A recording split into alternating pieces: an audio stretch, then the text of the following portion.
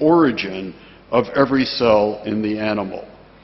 And as John studied this process, he discovered that the animal generates more cells than is found in the adult.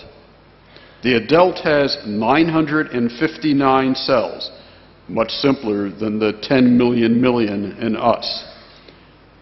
The adult also has lost 131 cells that during the course of development have undergone programmed cell death.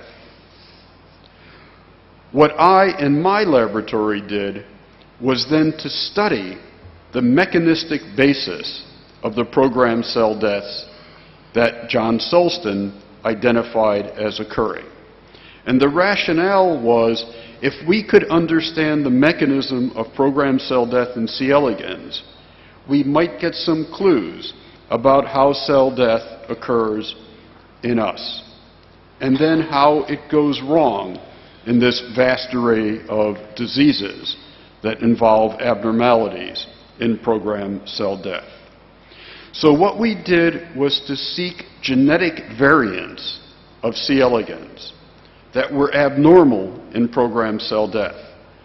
For example, in the top panel of this slide, you can see where the arrows are pointing a number of cells that are undergoing programmed cell death, and in the lower panel is a mutant in which these programmed cell deaths do not occur. This mutant is abnormal in a gene we name SED3, CED for cell death abnormal. And when SED3 is inactivated by a change in its DNA, cell death does not occur. Turn off SED3, no cell death. What does SED3 do? In short, SED3 is a killer gene. It makes cells die by programmed cell death. And it was this discovery that said there is a biology of cell death. There are genes that are acting actively to make cells die. We identified a second killer gene. We named it SED4. We studied these two genes to ask the question, where do they work in the animal? And the answer was they work within those cells that are going to die. So they are suicide genes. They are causing cells to die by acting within those cells. We identified a third gene that acts oppositely, a gene called SED9. SED9 is a protector gene. It prevents cells from dying. And then we identified a fourth gene called EGL1, which is another killer. So we had three killers and a protector. And we analyzed them and determined how they interact. And it turns out that SED3 directly kills. SED4, the killer, works by activating SED3. SED9 protects by preventing SED4 from activating SED3. And EGL1 kills by preventing SED9 from preventing SED4 from activating SED3. We have a pathway, and we understand basic order of action. We analyzed the genes further, and in short, what we found was that each of these genes has a human counterpart.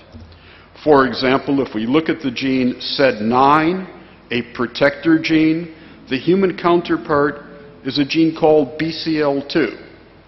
That's a human cancer gene.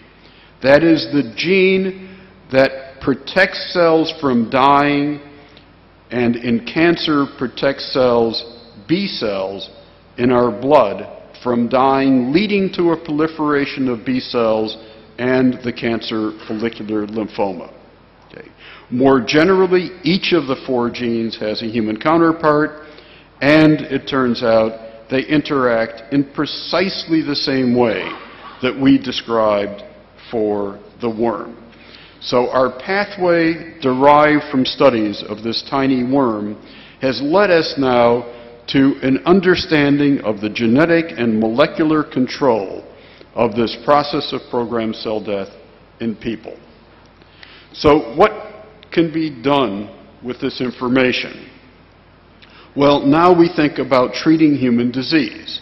And you'll remember that there are two kinds of diseases in which programmed cell death is crucially involved.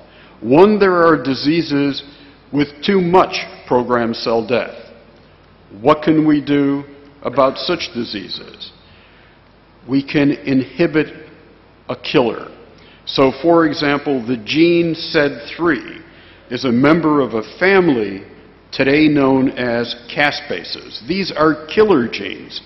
And if we can develop drugs to inhibit these killer genes, then we could block these diseases that have too much cell death, like neurodegenerative disorders, cardiovascular diseases, liver diseases, and so on.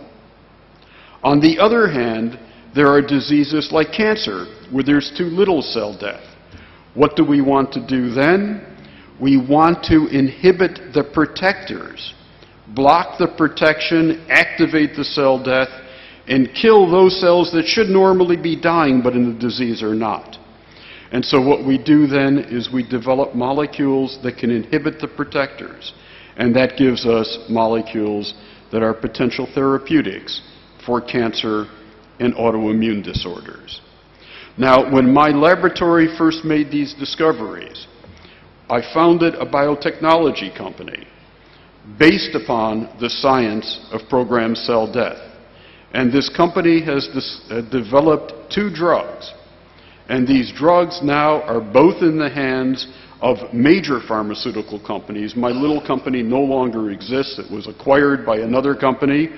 And these two drugs are now in the hands of major pharmaceutical companies, which are developing them on the one hand for cancer and on the other hand for liver disease. And I'm very hopeful that these drugs, as well as drugs that are being developed more broadly in the biotechnology and pharmaceutical industries, will be useful very broadly to treat human disease.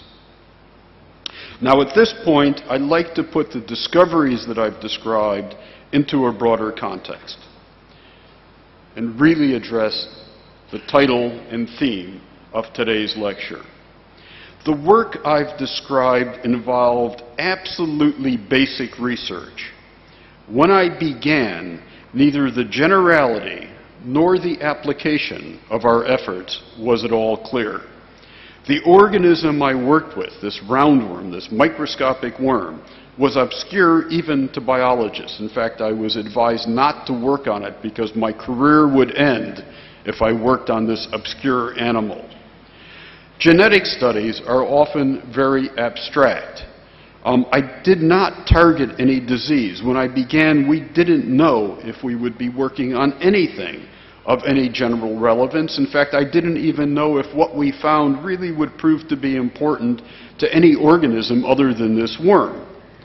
Nonetheless, our studies established mechanisms that appear to be universal amongst animals, and our findings, I think, are likely to help provide the basis for new treatments for a broad variety of human diseases. So I think there are a number of important messages here. First, basic research, and by that I mean research that is discovery-based, will very often lead not only to intellectually interesting findings, and I think intellectually interesting findings are very important, but there's more, and that is that such basic research will also lead to the insights, to the innovation that will be the driver of future practical knowledge. Basic research, biomedical and other, is the driver of new knowledge. Okay? Now, how and where should basic research be supported? I've worked extensively with biotechnology, pharmaceutical, and venture capital companies. And I can tell you that basic research cannot really be supported by the private sector. If you don't know ahead of time the area in which basic research is going to lead to discovery. You cannot develop a viable business plan for a company, not for true basic research. For this reason, I strongly advocate that governments and foundations must allocate a significant portion of their research portfolios to basic research. It is basic research that will drive innovation. It is basic research that will provide the base of our future, but we don't know ahead of time how or in what direction. Furthermore, I believe that even countries with relatively small research budgets should provide significant support for pure basic research. Such research can be crucial in ensuring that the applied research, that the research that is focused in those particular areas that are most vitally important to individual countries and societies, basic research provides the basis for critical thinking, for experimental design, for creativity, and for establishing the highest level of science. One needs a combination of the basic research and the applied research. And in the context of biomedicine, only with support for basic research can applied biomedical research lead to the novel pharmaceuticals that will help improve world health and, as I said earlier, help us on the road to world peace.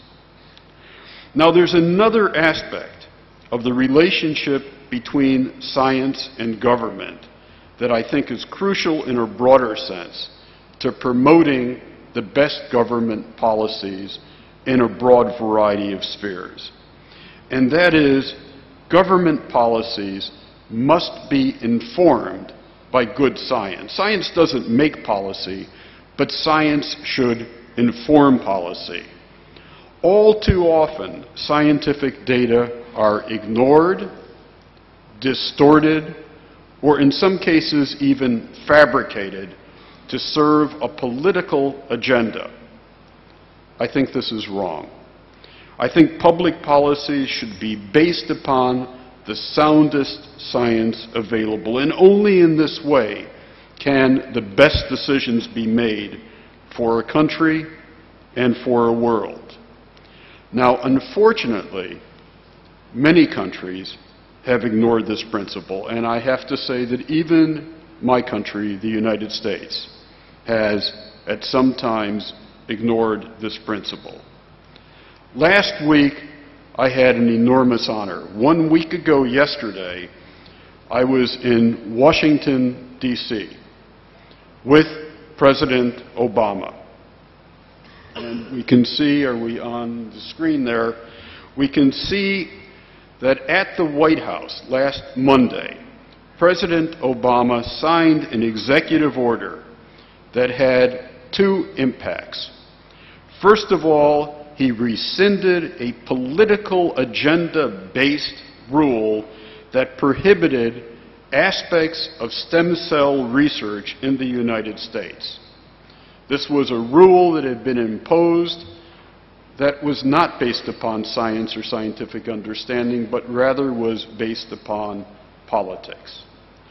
More generally, this rule exemplified a departure from the principle of using sound science to inform